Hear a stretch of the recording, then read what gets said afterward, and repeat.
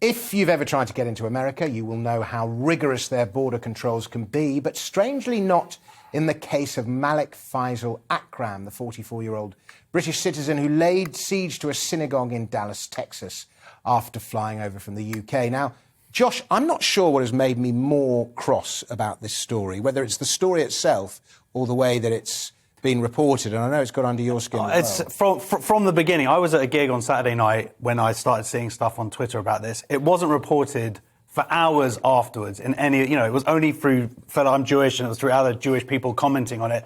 Even though there was this live feed, when it was finally reported, like the BBC said, they put hostage situation in inverted commas, which they've never done. Someone else put all of their previous BBC News stuff up, and they'd never said hostage situation, but it involves Jews. Suddenly it's hostage situation. Then they said now that they were detained in you're not detained in like it was like just some mild inconvenience. BBC News at 10 just now, one word that they didn't say, anti-Semitism.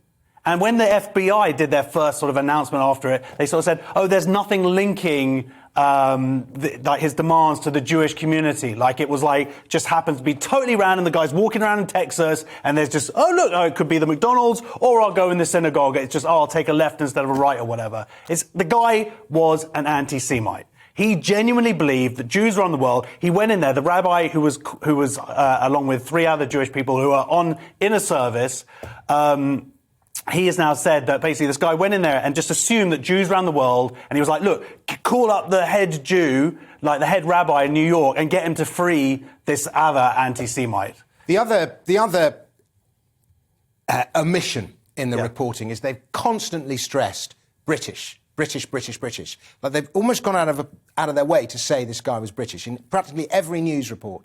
I don't think I've seen the word Islamist once. Now, if this guy's calling for the freedom of an Al-Qaeda operative, it's fair to assume that he's some kind of extremist. And it's only when quoting his own family that they even mention the word Muslim or Islamic, let alone Islamist. And so I have an issue with that as well. But it is the way you slant the story, isn't it? Yeah. I think as well as a failure of intelligence, this is a failure of care. In the end, the guy was in this country. There were lots of occasions when he kicked off about various things. He kicked off about 9/11, and I imagine he was talking about a Jewish conspiracy at that point as well.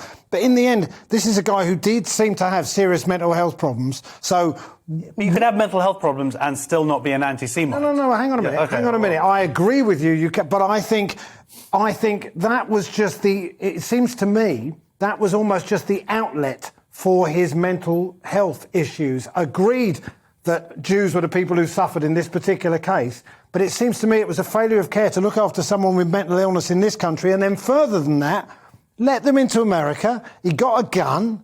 I mean, there are all these things to consider as well. So it seems to me that a lot of people have failed in their duty to protect him and to protect us from him. For sure. And this includes hate preachers as well. I don't disagree with a word that you've said, but I think it's easy to start blaming all these people for there is a cultural thing going on at the moment, and it is people do not want to address it. A cultural thing. There's